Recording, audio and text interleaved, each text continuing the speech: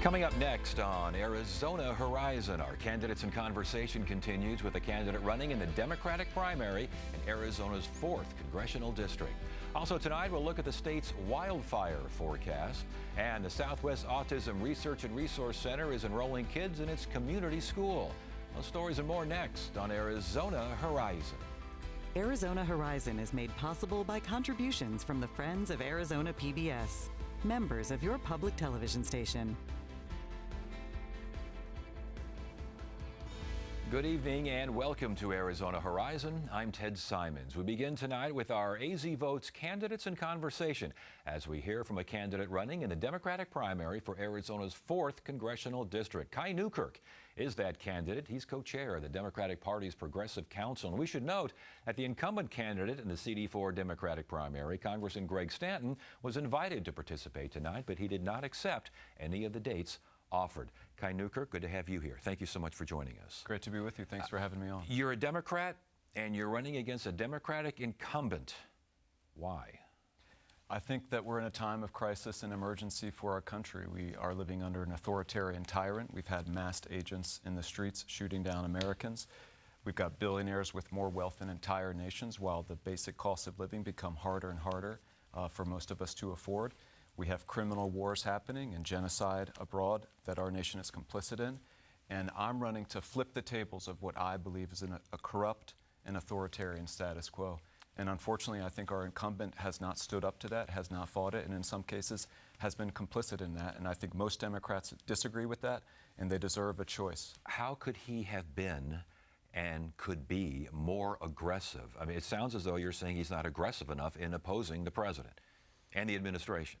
Yes, on many fronts. I mean, last December, after a year of high crimes and misdemeanors, in my view, Greg Stanton voted against impeaching Trump. And I think that's unacceptable. I've been leading in the streets, organizing, protests, pushing back in every way that we can since Trump took office again. And the incumbent joined, I think the first time he joined any Arizonans in the streets was last June, after an emergency unfolding for many months.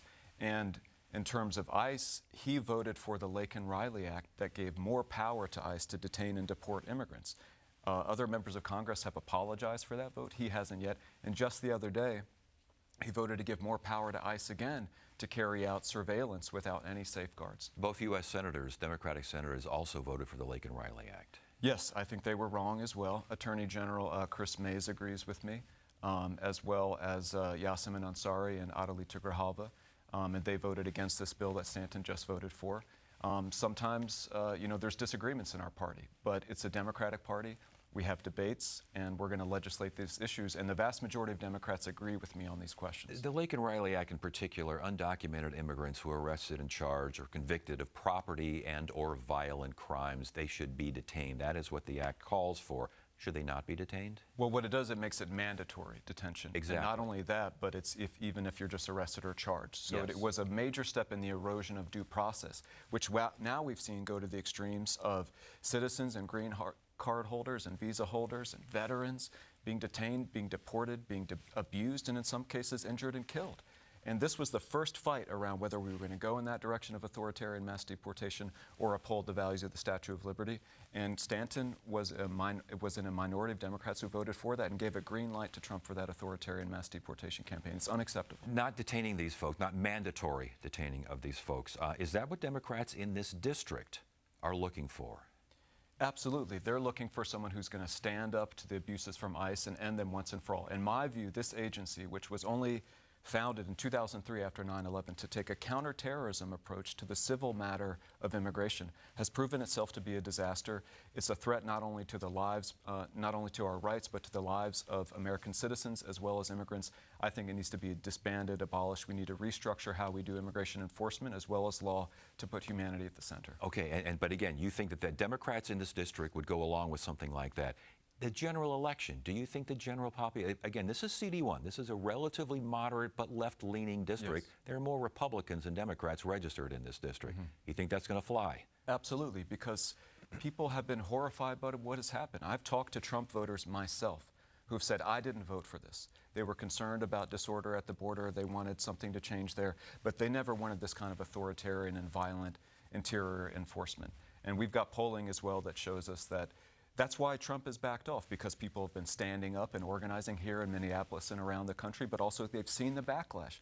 Nobody wanted to see mothers dragged away from their children, crying and screaming. We trust undocumented immigrants in our country to care for our children, to care for our elders, to grow and serve our food, to build our homes, and yet somehow not to have the full rights be protected in this country and be equal citizens. I think that's wrong and it needs to change, and most Democrats and most Americans are with me. You mentioned Congressman Stanton complicit with the genocide in Gaza. Before we Yes. get too deeply into that, what should the United States have done in response to the October 7th Hamas attacks on Israelis? Well, we should have been in solidarity with those that were harmed, and we should have tried to help get the hostages out, but we should have never have given military aid to a nation that was going to carry out war crimes upon war crimes, crimes against humanity, and now genocide. The war crimes that Hamas carried out on October 7th were not a justification for more of that. And when the International Criminal Court, the same one that most Democrats and Americans lauded when they indicted Putin for war crimes, right? When they indicted Hamas leaders and Benjamin Netanyahu and Yoav Galan of the Israeli government for war crimes, crimes against humanity, Stanton, do you know what he did? He didn't vote to sanction the war criminals or do something like that. He voted to sanction the International Criminal Court.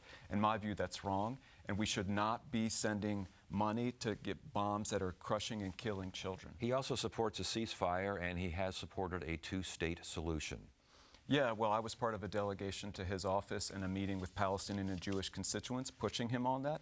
Months later, he came out with a weak and conditional call for a ceasefire. But time and time again, he has not only voted for unconditional military aid to Israel, no matter how many times they violate our laws, including the Leahy Law, which says we can't give military aid to nations that violate human rights, violating international law as well, and endangering Americans. 13 American soldiers, I believe, have died in the war in Iran now. We would not be in that war if it not for Netanyahu and the Israeli government pushing us to be in that. And he has been, I think you're right, actively complicit in a genocide and war crimes, and Democratic voters have had it with that. They want us to be consistent champions of I need human to stop rights. you right there. I did not say that. You said that he was actively complicit in genocide. Yes. You also mentioned that you were protesting in certain spots. You have a history of protest, and you've been arrested up to 30 times. Is that true? Over 25 times. Okay. Sure. Is that a point of pride for you? And again, is that something that voters, Democratic voters now, in this particular district, that they want to see from their representative in Washington? Well, it's been, those arrests were a nonviolent civil disobedience. And to me, every one of them is a badge of honor, not a mark of shame.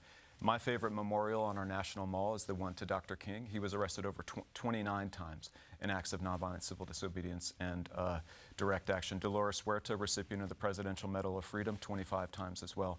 And so for me, the question to someone like Stanton or anybody who has an issue is, well, where have you been in the crises and the injustice that's been happening in your country? This is a tool that has been used to win women's suffrage, to end Jim Crow, to win the right to organize for workers or DACA for dreamers. And I've used it alongside many others to fight for justice and peace, and I'm proud of that. And I've been very pleased to see the response from Democrats that we talk to on the doors who are excited about that because they want someone who's going to fight and stand up to Trump's authoritarianism. And I have a record of standing up to injustice, even being willing to put my freedom and my safety on the line. Do you have a history of compromise? What do you think of the word compromise? Because if you were to go to Congress, you're not going to get your way in a lot of ways, and you have to work with do you work well with other people? Absolutely. And can you compromise? Absolutely. I love the nonviolent tradition that I'm rooted in is fierce in standing up against injustice and saying, no, I will risk even my safety, my freedom, potentially my life. But it always has an open hand to say we're seeking not to destroy anyone. We don't hate anyone. We hate the sin, not the sinner. And we ultimately seek reconciliation. And so I've worked with Republicans in many different campaigns that I've part of.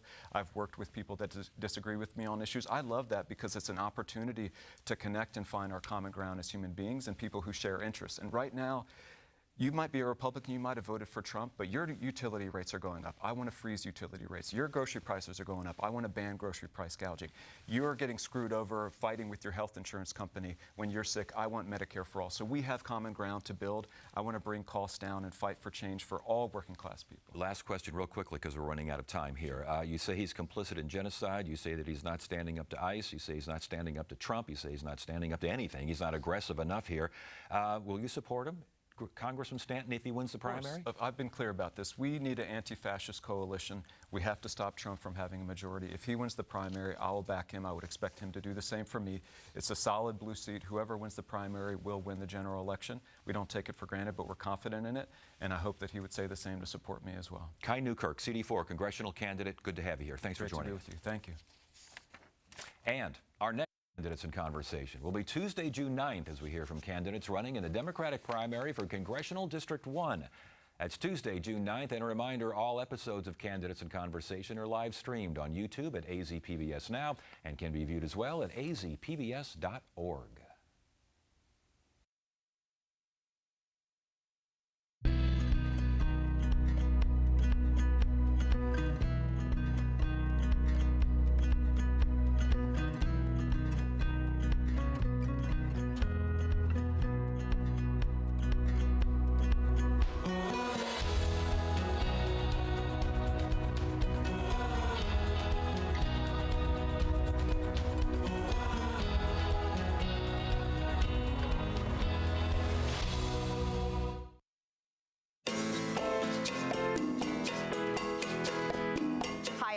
Anaya, host of Horizonte, the groundbreaking program that has served as a platform for Arizona's Latino community for more than 2 decades. Latinos care about issues across the board, just like everyone else. There's a lot of diversity in thought and opinion. We just need to make sure parents understand the value in having multilingual students. We like to hear our voices heard. Stream episodes online at azpbs.org, YouTube, or on the PBS app. Thanks to viewers like you, we've been able to tell America's stories on this PBS station. Help us continue to tell these stories now and for future generations by including this station in your charitable plans. Supporting this PBS station through a gift of stock is easy. To find out more, call the number on your screen or visit this website. Thank you. Arizona's historically hot temperatures in March, along with continuing drought conditions, could mean an especially difficult fire season throughout the state. And to learn more, we welcome John Truitt from the Arizona Department of Forestry and Fire Management. John, always a pleasure. Good to see you again. Good to see you, Ted. All right. I asked what kind of wildfire is expected, but I think I know the answer. Yeah, you know, that March really had us in a panic, really, because of the 100 degrees that we had. We were looking at an early active fire season. Right now, with the average temperature we had, even below, it's kind of helped us out. I think we're dodging a bullet right now with that weather that's in here right now. Our overnight lows aren't warm enough to carry fire overnight, so we're holding our own right now. Okay, but the fire season itself, when does it usually start? You know, about when we start getting fires to carry overnight and those kind of things, it's usually about mid-April, around that range. And it started a little earlier this go-around? You know, we've had a small initial attack fires early on. So, yeah, it started us busy, started us consistent with smaller fires. And it lasts until what, the height of the monsoon? Until we get the monsoons in, and monsoons have been so inconsistent in the last 5 years that we can't even count on what we call a season-ending event. Interesting. That's Super El Nino is something that's been talked about. We talked about it on this show. Yeah. Is that something that it's promising, is it not? Very promising, because we work in the fire service. We're real close with the National Weather Service, and we really rely on their intel. And all the models are looking at, and all the agreements are looking at, that we're going to have a wet monsoon season. A wet monsoon season, an active monsoon. Doesn't that also mean lightning strikes? The first part of it, yes. And it's like this last series we just had. We had a lot of lightning out there, real isolated pockets of moisture. So that was a concern for us. But fortunately, none of those strikes really took off. The impact of urban sprawl, whether it's Phoenix, Flagstaff, all these, Tucson, what is that doing as far as fighting wildfires is concerned? It's putting a real draw on our resources. You know, now you're putting a lot of, we call ignition sources out there where never were before. So now we got urban sprawl outside of protected districts. So that falls on the state. And it's going to be a real big problem because none of the districts are going to be able to absorb those urban sprawl. So it's always going to be out there, going to be a problem for the homeowners.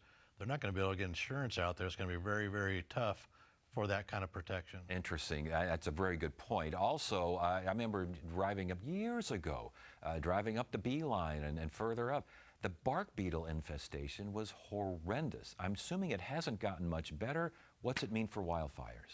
It just makes that Ponderosa stand available now. You know, we're still got canopy with what we call red needle cast on it. Once that falls off, maybe lighten that up, but wherever you see a drought pattern, that's where the bug kill is happening. As far as wildfires this season, are you expecting more in the high country, more in the grassland, the lower areas? Because sometimes it seems like the deserts get hit, but the high country is okay, and vice versa. Yeah, I think everything's in play this year. You know, with like I said, we just talked about the bug kill, the drought, everything's in play right now. What kind of prevention's being done? A lot of right now, a lot of the counties are in stage 1 restrictions. Probably going to go stage 2 in a few weeks. You know, public education has been very, very helpful. The public, you know, cooperation has been very helpful. That's why I don't think we've had a lot of big fires right now. Firefighting personnel, you got enough? No. Do you ever have enough? No. Do you have even less than you used to have? We're holding our own, but again, with the drought, the urban sprawl, the population is outpacing our resource status. And I would imagine the drought covers the West. I mean, other states are going to have their problems too. Usually, you guys kind of cooperate. Can we be able to do that this go around? You know, it's going to be very, very taxing to do that. You know, Southern California, you know, broke some fires last week. We sent equipment out there, but we couldn't send as much equipment as they wanted. New Mexico had an outbreak of fires. We were very, very you know, limited on resources we could send there. The Deep South, you know, Florida, North Carolina, all of them had fires that we supported. But we can't send as much equipment as we'd like to. Yeah, the fire coordination though between agencies, that's still there, is it? Still huge, yeah. Yeah, it's a big deal. Yeah. Did I read about cameras, about the AI-powered cameras installed around the state, almost as lookouts? Yeah, we've got some AI cameras out, and they're basically just another tool in our toolbox, help us detect smokes early. And what we look at those smokes is that, you know, how violent is that smoke? That's how we can tell what the fire behavior underneath that is, and it gets us our response resources out there a little bit quicker. Last question, and again, we're running out of time, so Yeah, really you bet, quickly, man. if you can, compare fire prevention efforts up north and down here. You know, it's widespread. It's Arizona State. Everything's equal. Everything depends on our fire prevention, our fire messaging, and all the education. But if you live up there, keep the trees away as close as you can. But same thing down here, huh? Exactly. The hardening your structures, all the fire safe zone is the same, and everything needs to be cleared from those structures to help us get in there and defend that structure. Yeah. John Truitt, Arizona Department of Forestry and Fire Management. Always a pleasure. Good to see you. Best of luck. Good to see you, Ted.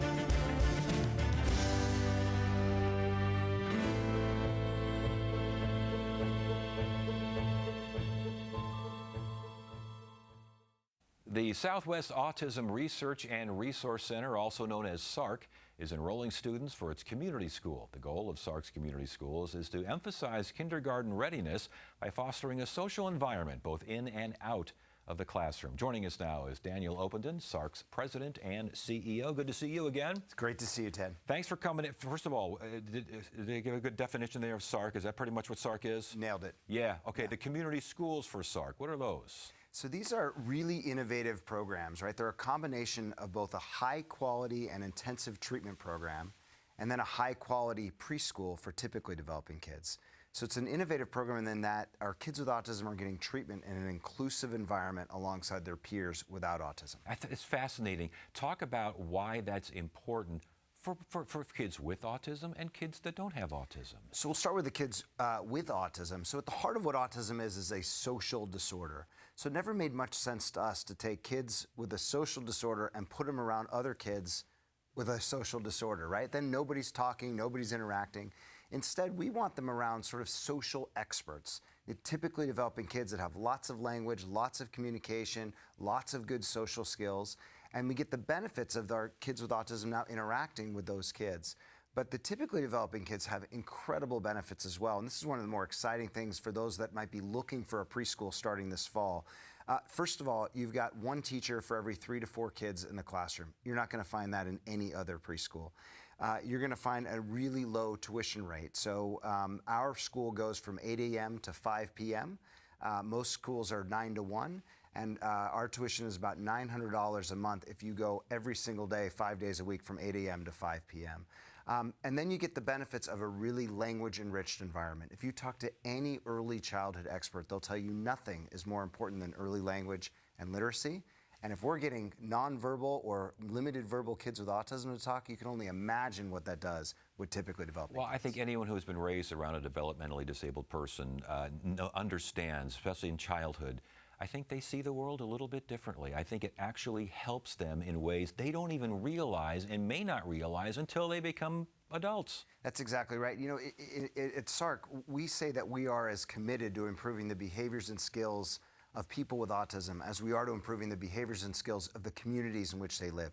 That's why Phoenix has been named the most autism-friendly city in the world. And it starts in the preschool where those typical kids learn alongside their peers with autism. At preschool, so what kind of age ranges are we looking at here? So our youngest kids start at 15 months of age. Again, hard to find kids or care that young. And we go all the way up to about 5.5 before kids go into pre-K or kindergarten. I see it described as play-based curriculum. What does that mean? What it means is that we're using play as the motivator for teaching all sorts of skills. So for kids with autism, we're using play to motivate kids to learn to talk, to communicate.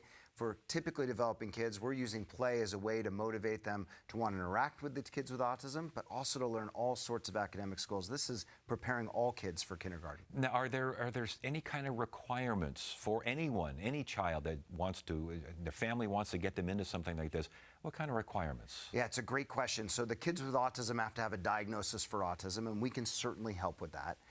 The typically developing kids, we actually have to verify that they don't have autism. Interesting. Right? So we put them through the same assessment protocol because we need to ensure that they're the appropriate models for our kids with autism. And the school year is how long? That's a great, you know, this is one of the big advantages of having kids with autism. Autism doesn't take off on holiday breaks. So we are going to finish this school year, the last week of June. We're going to take a 2-week summer break, flip the classrooms, start right up again right after 4th of July. And then we'll run all the year. So where you got a lot of other schools that have lots of time off, which makes it hard for working parents, we're almost always in session. And we should mention that there are more than one school out there. You got schools all over the place, don't you? That's exactly right. So we have 4 community schools now in downtown Phoenix, 18th Street and Van Buren. We're in Tempe at the St. James Episcopal Church at Warner and Wuerl. We are in Scottsdale at 64th and Osborne, and our newest campus was opened last January in East Mesa at Power and McKellips. And we just purchased our 6th campus, which will be our 5th preschool in Tucson, opening next January. Wow. And you mentioned how the Phoenix area in Arizona, it really is almost ground zero now as far as autism research and development and just understanding, education, the whole 9 yards. How do we get there? How did we get there? Yeah. Well, I mean, I think, SARC, I would like to think, has played a big role in that. But really, SARC has tried to be a really good partner, right? So we've got great universities here doing great research. We have other service providers doing really meaningful work. But most importantly, we've worked hard to build an inclusive, supportive community around people with autism. And I think that's what's been the big draw. You can't do this on your own. Having a supportive community, starting with typically kids in our preschool, Yes. allows you to really build that for everybody in our community. And these preschools, these schools have been around how long? The first one opened in 2006. Whoa. Yeah. All right. So where do we learn more about the schools? Someone watching right now, they think, this might be a good idea for us. The easiest way is to go to our website. It's autismcenter, as one word, .org. And right at the top, there's a button that says Request Services. You hit that button, fill out a couple of questions. We'll have somebody from our team call you. You can also just call our main line at 602-340-8717. All right. Very good. Daniel opened it again. Southwest Autism Research and Resource Center. I like to call it SARC. You got it. It's a lot easier. It's good to have you here. Thanks for joining us. Thank you. You bet. That's it for now. I'm Ted Simons. Thank you so much for joining us. You have a great evening.